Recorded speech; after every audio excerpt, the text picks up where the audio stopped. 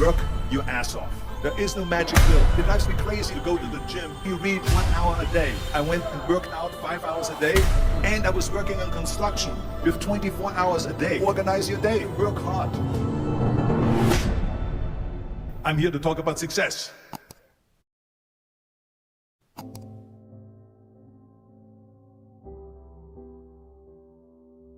I went to college. I went and worked out 5 hours a day, and I was working on construction. Because in those days in bodybuilding, there was no money. I didn't have the money for food supplements or anything. So I had to go to work. So I worked in construction.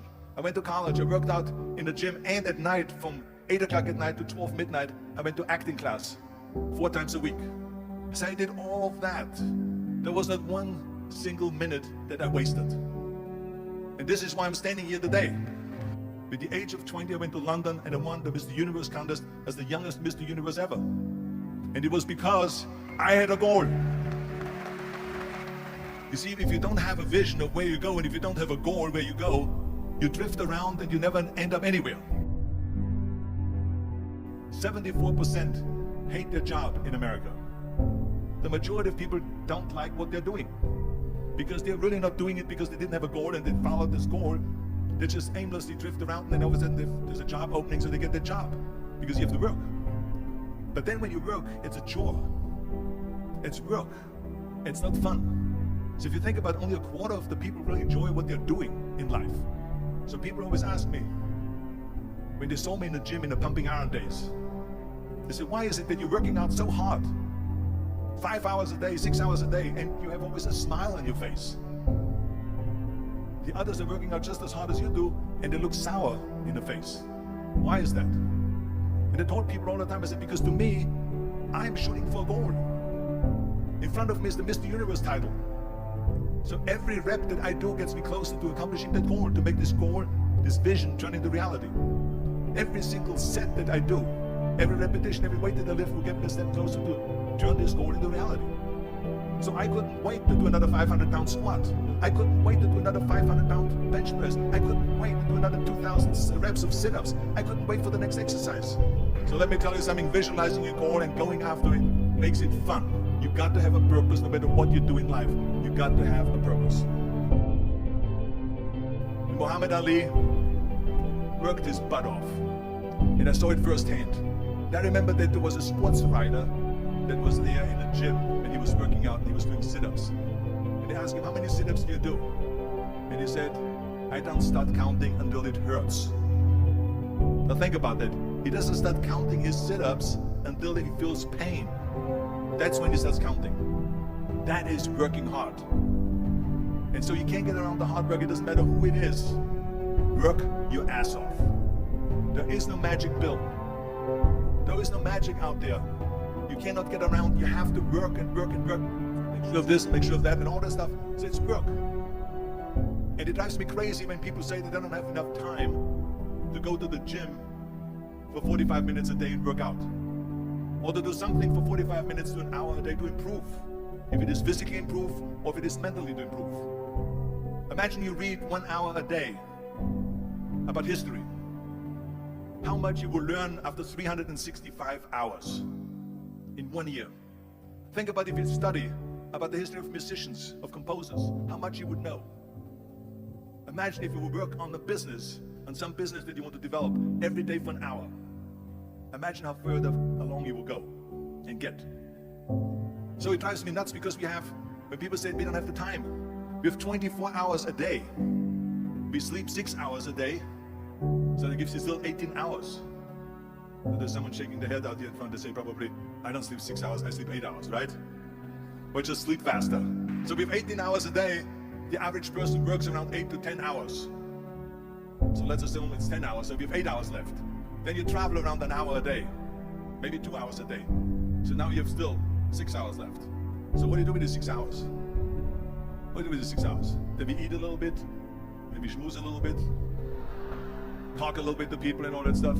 But you can see how much time there is available if you organize your day. So you got to work hard. I hate Plan B. And I tell you why. Because we have so many doubters, as I've said earlier, the no-sayers. We have so many of those people that say no and you can't do it, that's impossible. That is okay because we just turn off, as I said earlier, and we listen and we hear the no being a yes. You can't do it, you can't do it, and all of that. So that is possible to do that amongst all the negative people around you. But when you start doubting yourself, that's very dangerous. Because now what you're basically saying is that if my plan doesn't work, I have a fallback plan, I have a plan B. And that means that you start thinking about plan B, and every thought that you put into plan B, you're taking away now that thought and that energy from plan A.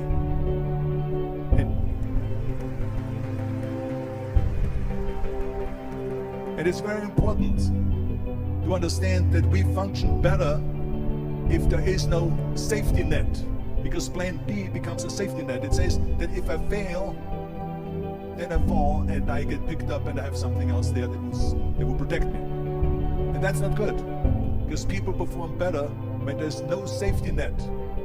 People perform better in sports and everything else if you don't have a plan B. I'm telling you, I've never ever had a plan B.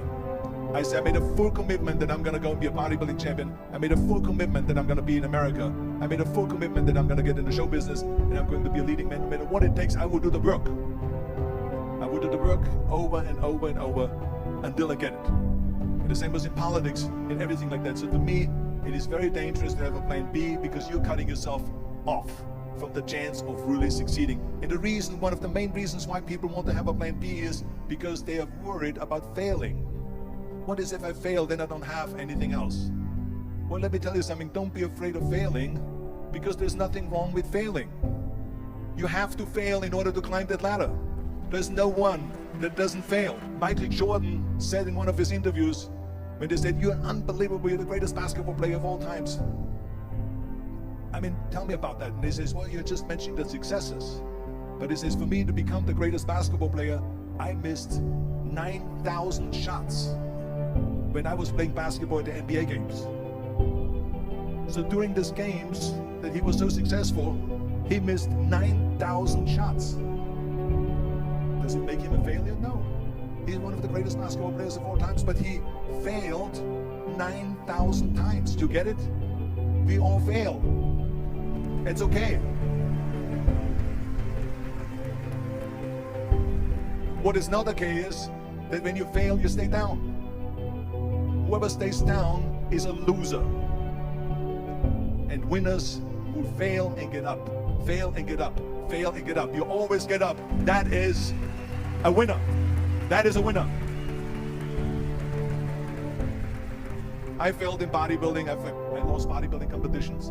I lost powerlifting competitions. I lost weightlifting competitions. I had movies that went in the toilet and that were terrible, got the worst reviews.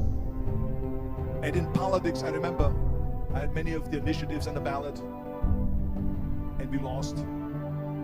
My approval rating in California went down to 28%, and then it went back up again, and I won again the governorship. Hey, we all lose. We all have losses. This is okay, and this is why I say don't be worried about losing, because when you're afraid of losing, then you get frozen. You get stiff, you're not relaxed. You got to be, in order to perform well in anything, if it's in boxing or if it is on your job or with your thinking, is only happening when you relax. So relax. It's okay to fail. Let's just go all out and give it everything that you got. That's what it is all about. So don't be afraid to fail.